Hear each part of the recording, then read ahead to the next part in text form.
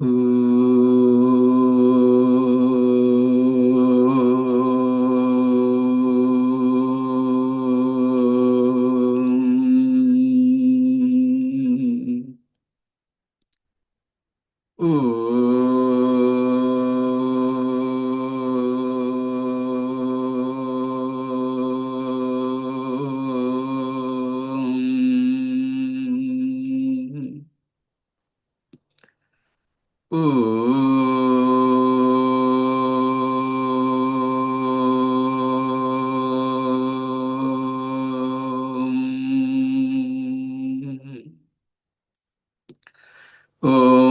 Shri Ganeshaya Namaha.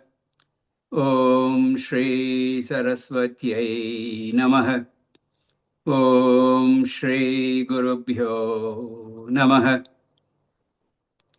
Sada Shiva Samarambham Shankaracharya Madhyamam Asmadacharya Paryantam Vande Guru Paramparam.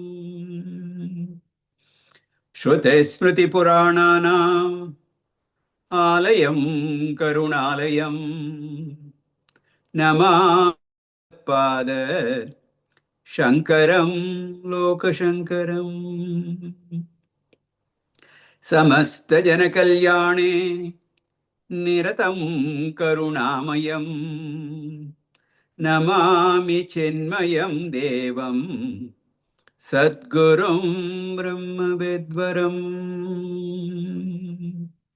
Sadgurum Brahmavidvaram Om Partaya Pratibodhitam Bhagavata Narayanena Swayam Vyasena Graditam Purana Munina Madhye Mahabharatam Advaitamritavarshinim Bhagavatim Ashtadashadhyayini Ambatvam Anusandadhami Bhagavad Gita Bhavadveshini Yam Brahma Varunendra Rudra Marutah Stunvanti Devyaistavaihi Vedai Sangapadakramopanishadaihi Gayanti Yam Samagah Dhyanavastita Tadgatena Manasa Pashyanti Yam Yogino Yasyantam na vidussura suraganah Devaya tasmai namaha Devaya tasmai namaha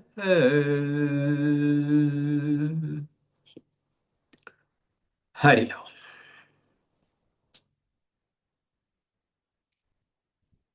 I told you all in the last class that Bhagavan Sri Krishna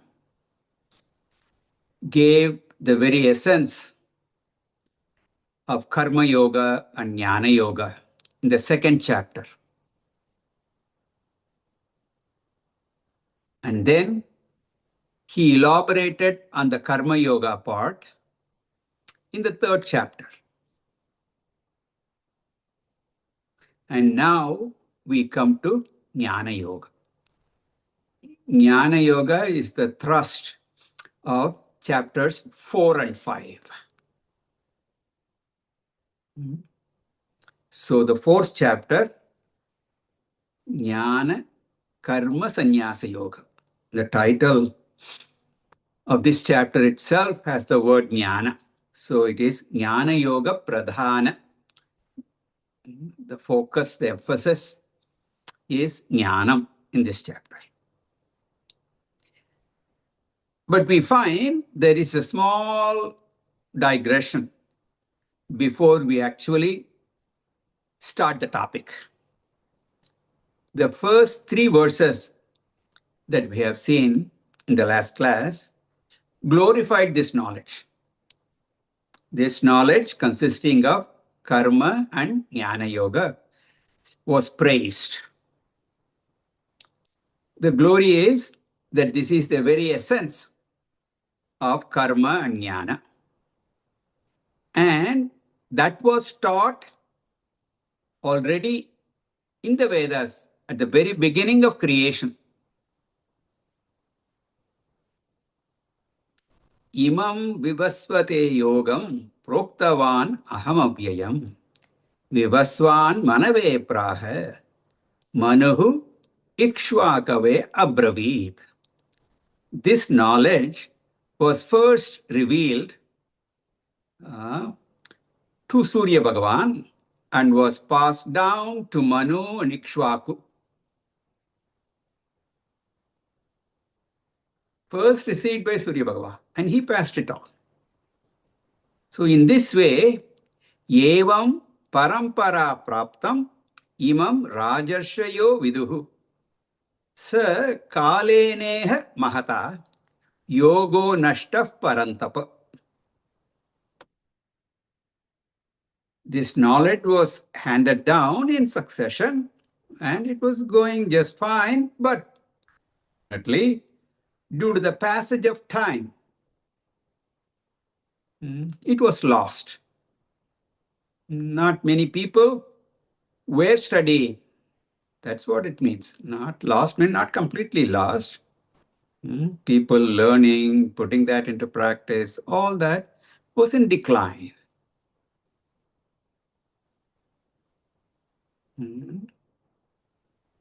Now that is being revived.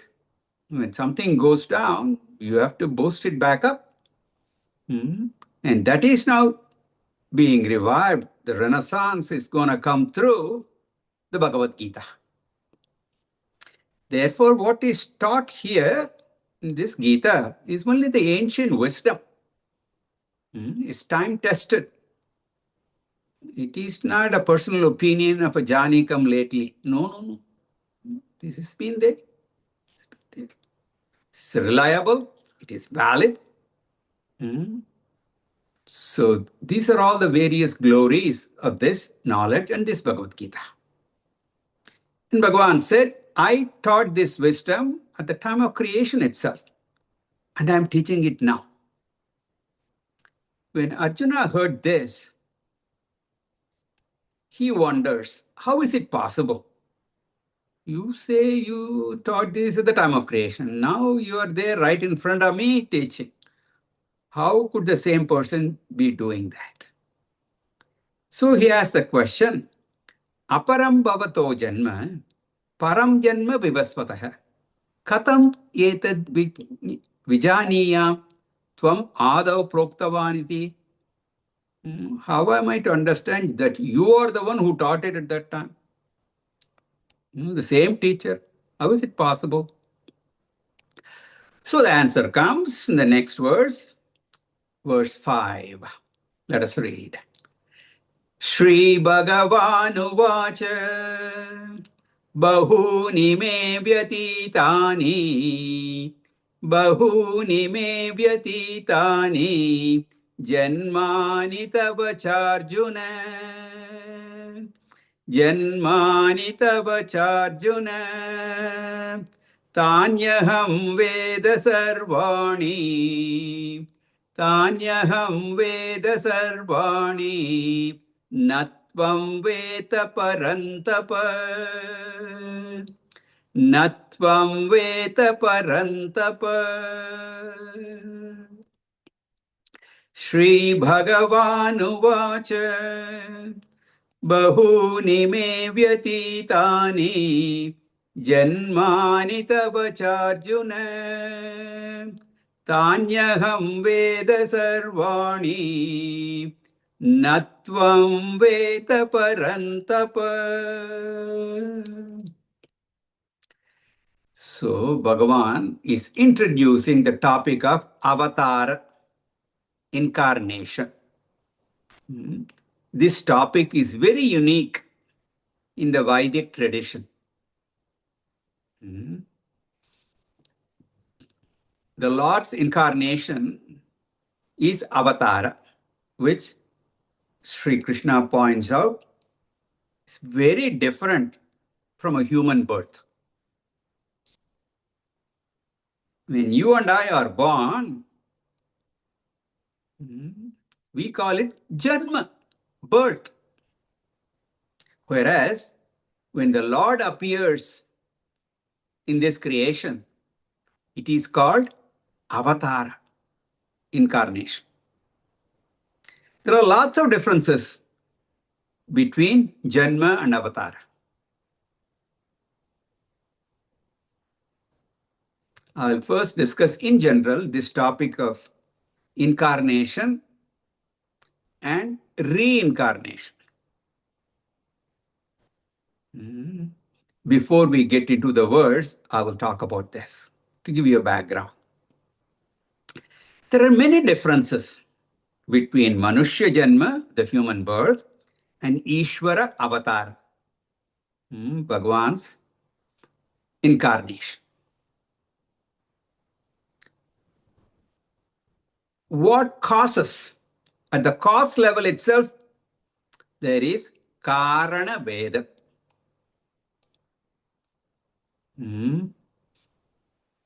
Manushya Janma and Ishvara Avatara, that is also different. So there is Swarupa Veda. Then the purpose.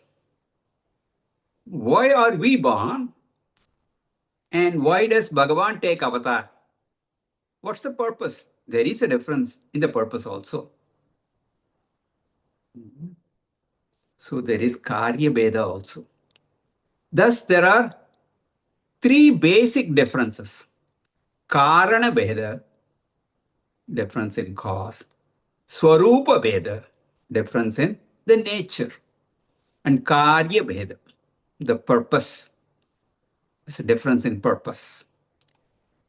Let us discuss these differences. The first one, Karana Veda. What is the cause for each? In the case of the birth of a jiva, what causes our birth? It is caused by avidya, ignorance. Ignorance is the root cause for the birth of a jiva. The problem of ego or ahankara of a jiva leads to karma. Jiva does karma, and therefore there is karma pala. Some actions are good, some are not so good. So punya papa are associated with that. And those punya papa phalas have to be experienced by this human being, that by this jiva. And that can be experienced only in the form of this type of birth. So human birth is because of ignorance, and it is a fall. State of knowledge is gone, and you fall down to ignorance, and that causes. In the case of Ishvara, ignorance is not the cause. Ishvara is Sarvajna. Sarvajnatvam is there, omniscience is there.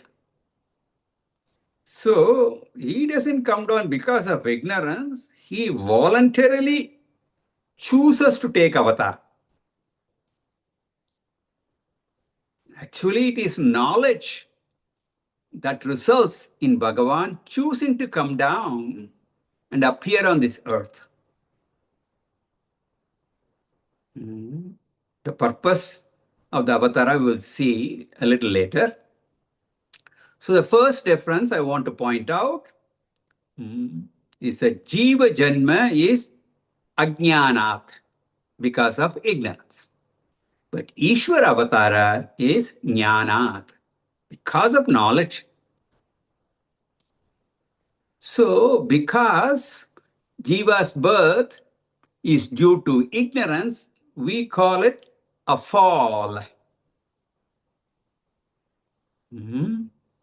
And because Ishvara's avatara is because of his choosing coming from knowledge, we call it coming down, descending. It's a very conscious, deliberate, compassionate decision. It's like how you fall into a well by mistake. You didn't know that you trip and fall. That's not a pleasant experience. On the other hand, you may get down into the well for many reasons. If some object has fallen and you want to retrieve it, you may want to go down and get it out, or from time to time you need to clean the well also. A lot of silt gathers at the bottom, and that's not good. So you have to clean it up. So you go down, take all that silt out. That is a very conscious decision. So in both cases, you are going down the well, one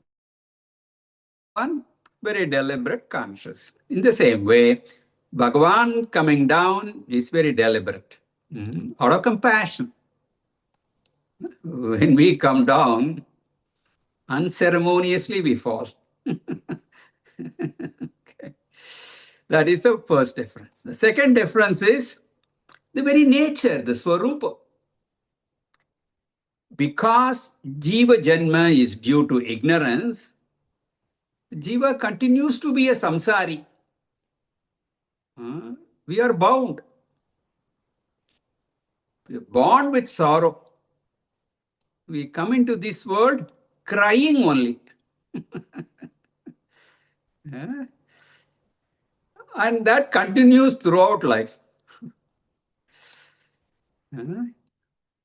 At the time of death also, some people cry, I don't want to live. And definitely, whether you cry or not, you are ready to say goodbye happily. The people around you will be crying. So the jiva is helpless, is miserable. He's not a master of himself. So this janma is samsara. Is samsara. Whereas Ishvara avatara, that is grounded in knowledge. So Bhagavan is Nitya Mukta Swarupa. That avatara is asamsara. There is no samsara in that. So Jiva is a samsari, avatara Ishvara is a asamsari. Another technical difference also Bhagavan points out in this context. See these bodies, our body. What is it made up of? We've seen this many, many times. Other texts we've studied, and how this body is nothing but matter. It is jada, made up of the 5 elements. It's material in nature, born out of Prakriti.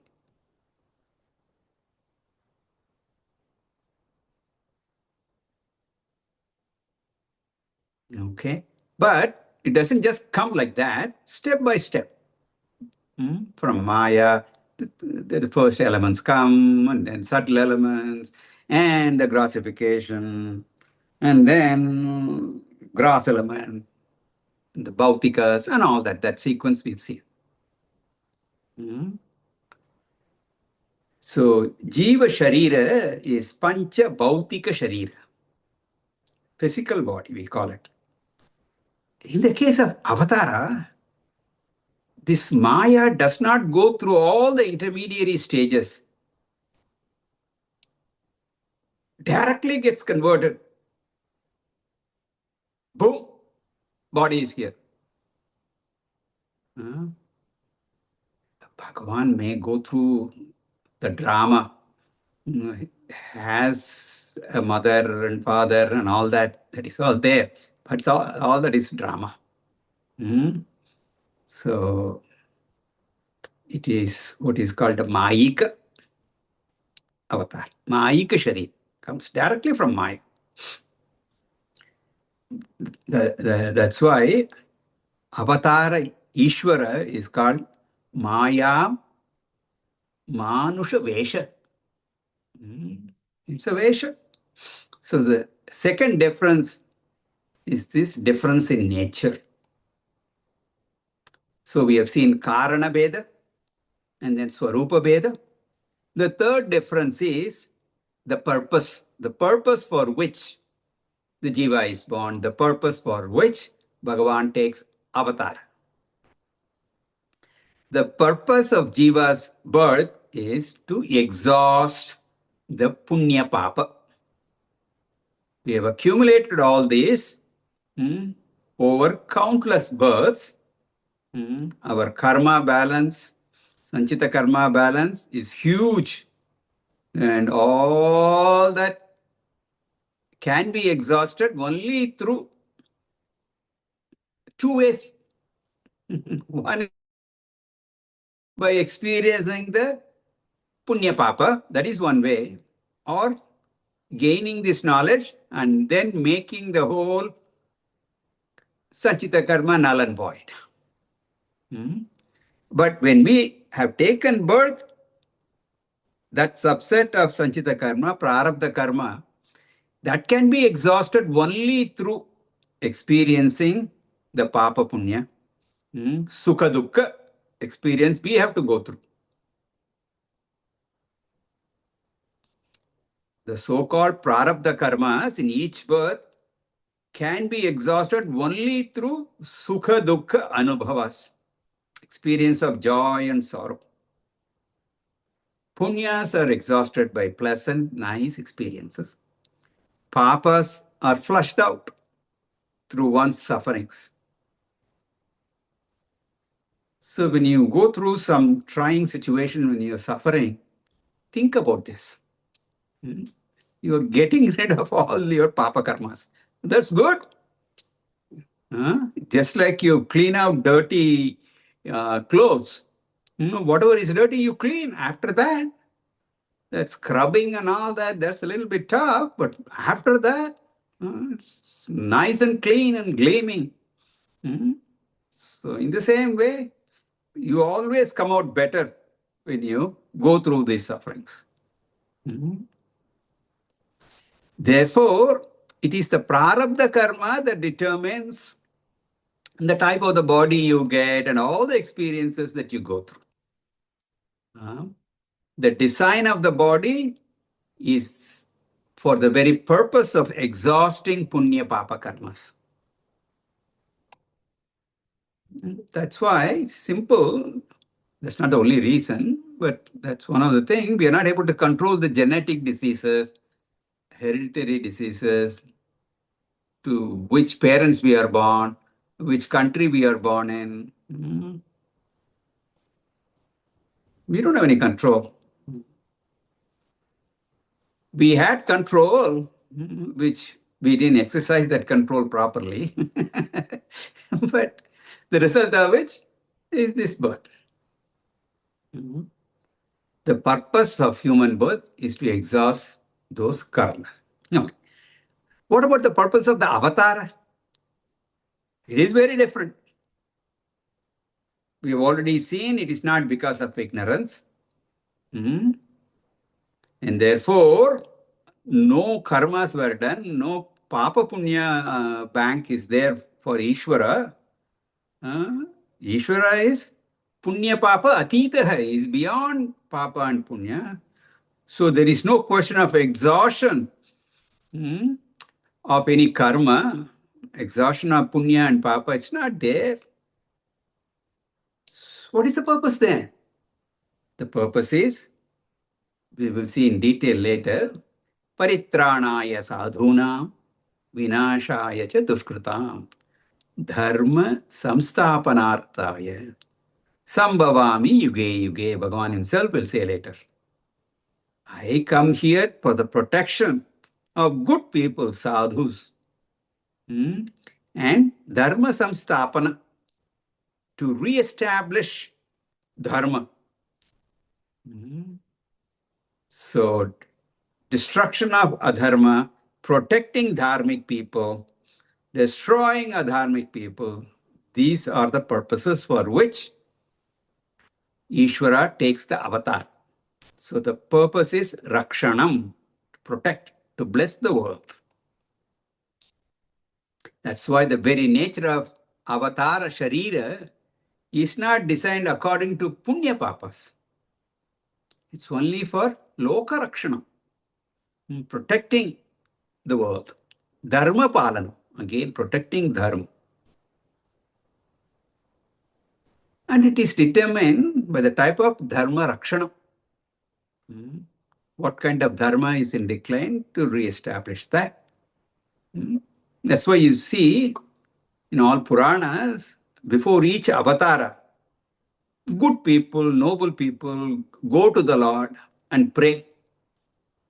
Oh Lord, you do not have to come for your purpose, but please come purpose.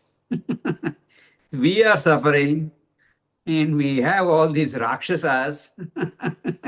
We are not able to handle them. So we need some divine intervention. So you please come down. And depending upon the need, the type of the body with which Bhagavan takes the avatar also differs. Ravana was there, and he had the boon that he can be destroyed only by a human being. And so Bhagavan has to take the Rama avatar as a human being. Ravana, in his arrogance, said, no human can, take me on. So he said, arrogance, he said, let there be a human being. Let him come. So Bhagavan said, I know an ordinary human being cannot take you on, but I'll come down and take that human form and take care of you. Like that. Similarly, you all know the story. Hiranyakashipu. He came down, half man, half animal. Because that is how Hiranyakashipu said, in all these Rakshasas, they want to be immortal, they want to live forever. And Bhagavan says they do a lot of tapas. And Bhagavan is always pleased with that tapas, and he says, what do you want? I want to live forever. No can do. Let's do something else. You come up with an idea how you cannot be killed or destroyed. And of course, Rakshasas, they are of limited intelligence. They come up with some scheme. And it works for some time, but Bhagavan has a different way to figure it out. And accordingly, he takes the avatar. So Bhagavan says, avatara is not restricted by ignorance. And it knows the past, present, and future. Sarvagya knows everything. So he says, I know all my previous incarnations also. I know. In the case of Jiva Janmas, ignorance limits Jivas. We don't know the past. Anyone here knew what they were in the previous Janmas? And it's a good thing that you don't know. It's a good thing that you don't know your past. Even a better thing is you don't know my past. If you are able to know my past, I'm done. This rascal coming here 4 times a week teaching me, Gita, Upanishad, I tell you, what kind of a person he was. Good thing you don't know. We have no method of knowing. But Bhagavan knows. Having miraculous powers, siddhis, do not make one an avatar. We get fooled by these siddhis. There are some Siddha Purusha, they do have these miraculous powers, but that doesn't make them an avatar. We can get these siddhis by the appropriate sadhanas. We can get that. That's not a criteria. So, there is this difference also. Limitations do not limit the avatara. When he takes an avatara, there are some seeming limitations. Sometimes people, when they read Itihasa Puranas, they wonder. You say, Bhagavan is all powerful. Why does he have to go through all this rigmarole? Ramji has to send search parties to find Sitaji. And he cried like a baby. Where is my Sita? He was asking trees. Asking all the animals in the forest, did you see her go by? These things does not negate the fact that Ramchandra Bhagavan is an avatar. So the saving grace is, we need not know all those reasons for spiritual growth. What we need for spiritual growth is purity of mind, and that we can get from the life example of great people, regardless of whether they are avatara or not. We need knowledge, and that requires a guru. The avatara cannot give moksha directly. Even that avatara Purusha has to take on the role of a guru and impart knowledge. And that's exactly what this Jagat Guru Bhagavan Sri Krishna is doing to Arjuna. He has taken that role. He gives the knowledge.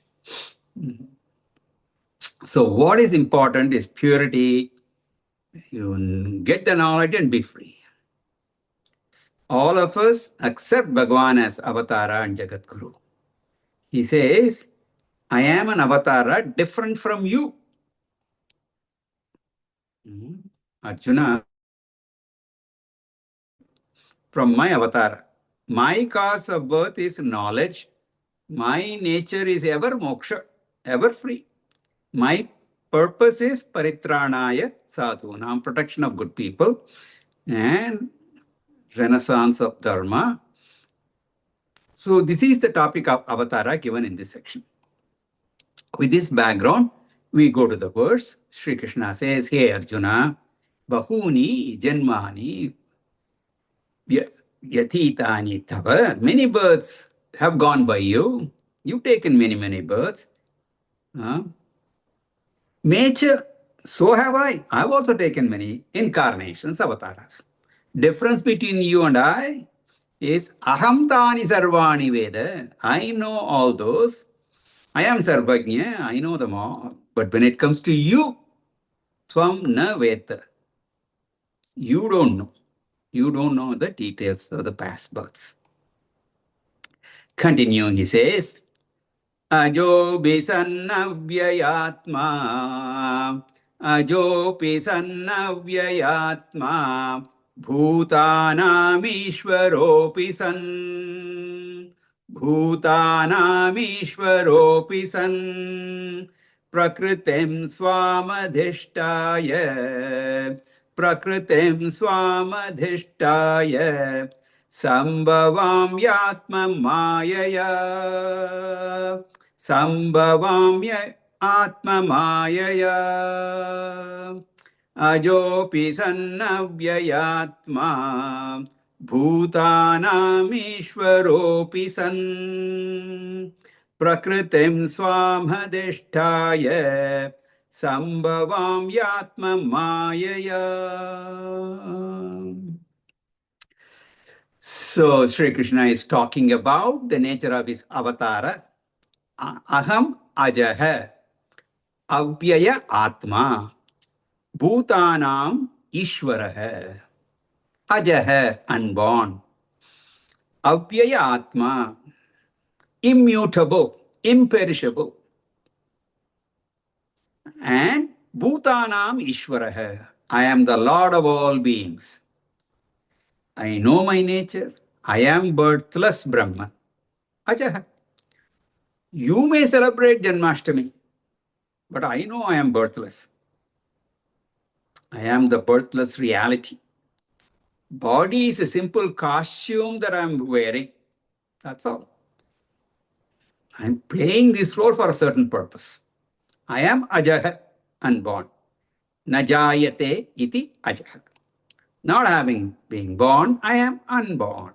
I am avyaya atma, changeless nature. Not subject to decay, not subject to death. Ajaha means without birth. Avyaya atma, without old age and death. Not only am I without birth and death, I am also bhutanam ishvaraha. I am the master of all living beings. Not a limited entity. I am swatantraha. I am independent. I am the Lord. I have not come down helplessly into this world. I chose to come down. It's my choice. There is no compulsion for me to come down. And how do I manage to come? Prakritim swam adhishtaya. By keeping prakriti, matter, the material body, swam adhishtaya, under my control. I am born. I am surrounded by matter. Jiva is also surrounded by matter. But the difference is, I am the master of that matter. Whereas Jiva, a slave of the matter, of the sharira, the body. Puja Gurudev, Swami Chinmaya tells a beautiful story. A little boy was walking with his father. And both of them saw a policeman. He's walking and he was grasping the hand of a man. The boy asked, why is this policeman holding the other guy's hand? Father explained that that man was a thief. The policeman had caught him and was taking him to the police station. Okay, good explanation. After a little while, they saw another man and he had a policeman on either side of him. Two policemen, each one holding or grasping or handcuffed, what have you. Two policemen walking. Now the boy asked again, just a little while, we saw one policeman, now we see two policemen. Why? So the father said, probably this fellow is a bigger thief, stronger thief, so they need two people to hold him down. And they continued on walking. Actually, they were going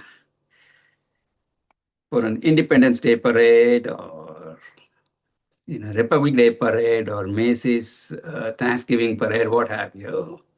And so they saw the president in the middle and about 10 security agents, 5 on either side. And naturally the boy asked, is this president such a criminal that he needs 10 men to restrain him? Father had a good sense of humor. Oh, my son, you're growing up in America. And our president, you know him well. In this case, you may even be correct. But the fact is, in general, there's a big difference. In the first two cases, the policemen were in control of the thief, whereas in the case of the president, he's the boss, he's the commander, he's in control.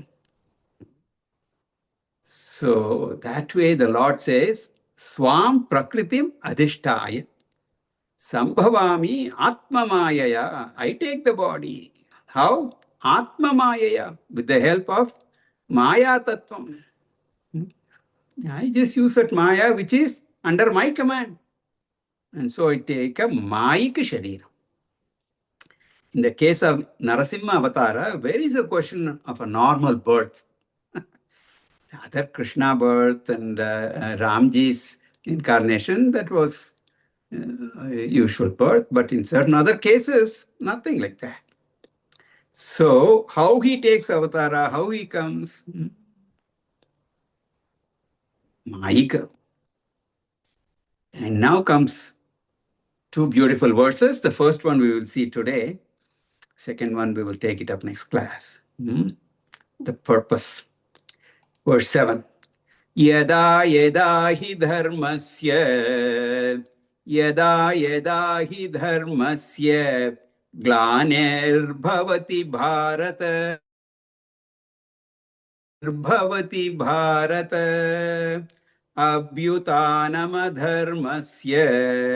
abhyutanam tadatmanam srujamyaham yada yada hi dharmasya glaner bharata abhyutanam tadatmanam srujamyaham. We see the purpose of the avatara in this verse. We have seen the nature of avatara in the last verse. Now we see the purpose. This is a very popular verse. And Bhagavan Sri Krishna says, Yada yada hi dharmasya glanihi. Whenever dharma declines, whenever values decline, and adharmasya abhyutanam, unrighteousness is on the increase, tada, then atmanam srijami, I create myself. I choose to come down whenever it is required. This we can understand in a scientific manner also. The world can be looked at as a cosmic body. Like a body, the world functions in harmony. Any harmonious system has its own intrinsic protective mechanism. Just like the body, it is an immune system. Our body has a great ability to heal itself. If a speck of dirt falls into the eye, immediately it starts tearing and the dirt is flushed out. Foreign particle gets into the nostrils, immediately, achoo, you sneeze and get that particle out. Case of food poisoning, inbuilt protection to the digestive and the evacuation systems. Natural system gives natural protection. Of course, it doesn't operate all the time. You do not have to keep sneezing, but only when you need. When the normal function is upset, these mechanisms kick in. Whenever there is a disturbance, the world itself will find an appropriate method of defending dharma. Gets activated when it is needed. So this avatara is like an immunity system for the universe. Whenever it is required, avatara automatically will happen. And we also saw in third chapter, dharma is cosmic harmony. There is harmony in the universe, it is healthy. In Ayurveda also, they talk about dhatu sanyam. Dhatu means ingredients, constituents in the body. And there is a proper balance among them. and the body is healthy. An imbalance causes ill health. The mouth decides, the tongue decides to take in a lot of sugar, and pancreas does not like it. Doesn't want to produce enough insulin. Then that's a problem. Similarly, at the cosmic level, when there is harmony, a balance, universe is healthy. If some members only take and they do not give, it's tremendous imbalance. That's a problem. It's dharma that holds the universe together. Dharma that sustains the world. The word dharma itself is derived from the root dhr, which means to hold, to sustain. Dharayati iti dharma. That which sustains is dharma. Once orderliness is disturbed, there's only chaos. Disorder is there. It'll end in destruction. So to protect the creation, the creator has a built-in protection system. When this balance is disturbed very badly, Bhagavan says, I'll come myself fix it. Yada yada hi, whenever dharmasya glanihi,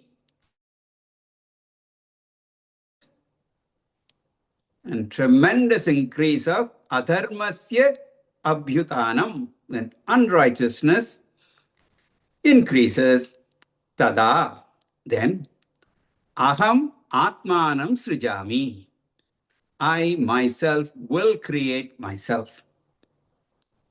With my own volition, I will take avatar.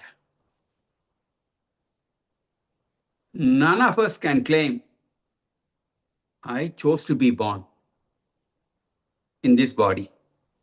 Can any one of us make that claim? Mm-mm. We all come due to the compulsion of our past karmas. In the case of Bhagavan, in the case of the Lord, Ishvara, it's totally his choice.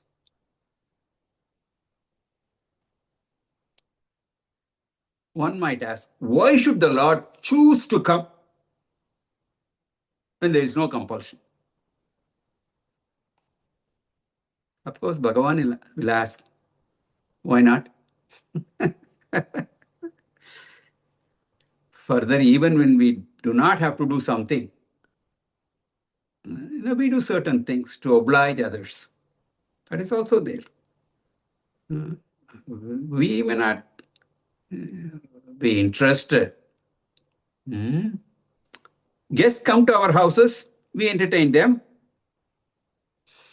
And then keep talking, and somebody says, there's a new movie released, and it's supposed to be very good. I would like to see it. We're not doing anything. Why don't we go? Okay. You had no intention of going to the movies that day. You go ahead.